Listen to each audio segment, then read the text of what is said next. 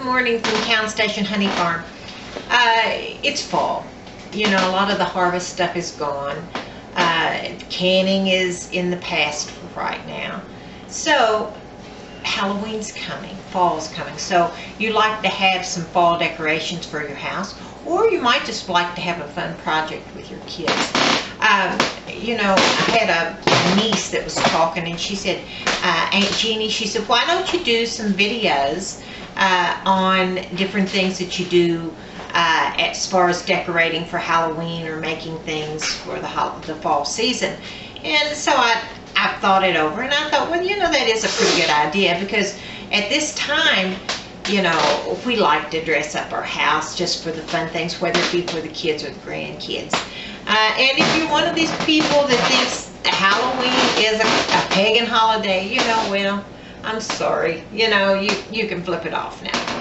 But the thing is, I'm going to show you how to make a paper mache pumpkin. We're going to make a pumpkin or a jack-o'-lantern or something. And we're going to make it so it's waterproof, so that you can take and put a light in it. Now, not a candle, but a light in it. And you can set it out, and if it's raining, it won't bother you. You know, it won't bother your piece that you've done. And if you put it up correctly and things, it'll last you for years. So I'm just going to take you step through step for what you do. Now, the first thing you do is you're just going to get a plastic garbage bag. And you're going to just tear up paper and crumble it up and put it in this bag. And fill it up pretty firmly to the size that you want your pumpkin to be. Then tie it off. Now, mine, I've got my paper mache started on this, but this is how I did mine. I just wanted a normal size one. I tied my pumpkin off at the top, and so you can see the top of the garbage bag. Now, after that, I took and tore my shreds of paper. Now, make sure when you tear your paper, you do not have any straight edges on there, because if you do it will leave a seam on your paper mache.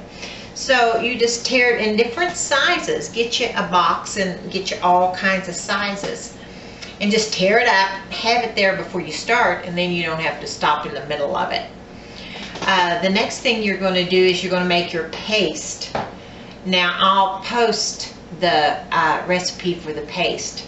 But what I've got in it is 12 cups of all-purpose flour, 1 cup of glue, just white Elmer's glue, or I use generic of it.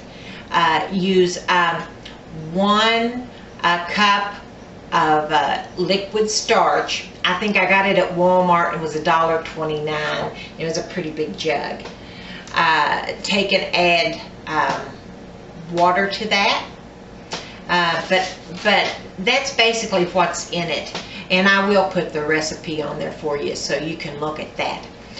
And what we're going to do is I took, and I can't reach it right now, but I went to the Dollar Tree, and they had some of these old containers. You know, they were just $1 each, but I'm thinking they'd be perfect for my glue. So I put my glue that I made for my paper mache in this. I've got one out, and I just slid the other in the fridge so it wouldn't mold or get, you know, go rancid or anything. So then I had got a bowl from, I don't know, Bruce brought it home from one of the farmers markets and stuff. And this is really a nice little bowl. It folds up, so I can wash it and I can fold it down and I can bring it back up, and I don't have as much storage space with it. So what you're going to do is you want to cover your pumpkin evenly that you're making. Oh, let me backtrack a second. Before you start this process, you've got your bag that has your crumpled paper in there. Take you a string, whether it, you know, I use just kitchen twine is what I used. But I just drew it around, first of all, half and half this way, and tied it. And then I went fourth and fourth in that, or half and half in that. So I got the pumpkin ridges. And of course you want your little ridges to show so it looks like you got a pumpkin, and then kind of mash it into the shape that you want your pumpkin in. So like I say, take your twine, go around the pumpkin, that you want it, just like a pumpkin would be, and tie that, and then tie it again, so it'll be 1, 2, 3, 4 little sections. And then take another piece of twine and go on the inside of each one of those sections, so that you'll have 2, 2, 2, 2. You just divide that off like you see a regular pumpkin. Now, after that's done and you've got your pumpkin the way you want it, I think that whenever you do a pumpkin, if you don't get it totally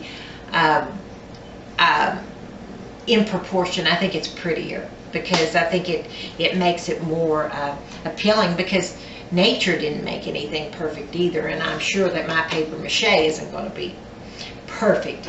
So what you do is you just take some of your glue and put it in your bowl, and take and dip your paper in there, and then just take and pull your excess glue off of your paper that you got, and place it down on your pumpkin. And you can see you're going to cover your entire pumpkin that you got. Now you're going to find that you want to get it as smooth as you can, but it's not going to be extremely smooth, because you know this is, you're putting paper on top of paper. Now you're going to do quite a few layers of this, so it's going to take quite a few days for this to dry and to get all of your layers on there.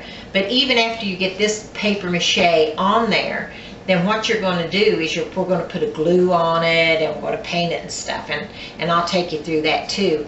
But if you notice, this part down here has dried. This part right here is still wet, and I'm just finishing this section up. Now we're going to let this much of our pumpkin dry, and it'll dry overnight, and then I'll be able to flip it up and do the upper half again. And so this is just a series of how to make your own jack-o'-lanterns.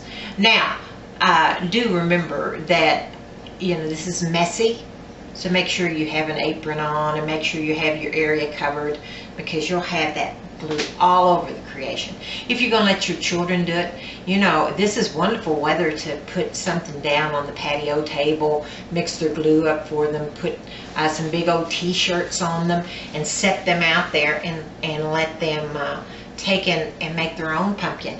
It will take a matter of days, but just think of the time that they'll be busy doing that, and you can do other things, hey. So anyway, this is just the first one, and there'll probably be 7 or 8 of these by the time we get finished, because I have to do this in stages. So I will take and put the recipe for the glue and at the bottom of this video. And so this is number 1 in the series of Halloween decorations. So God bless you, and hope you'll come and see us at Count Station Honey Farm.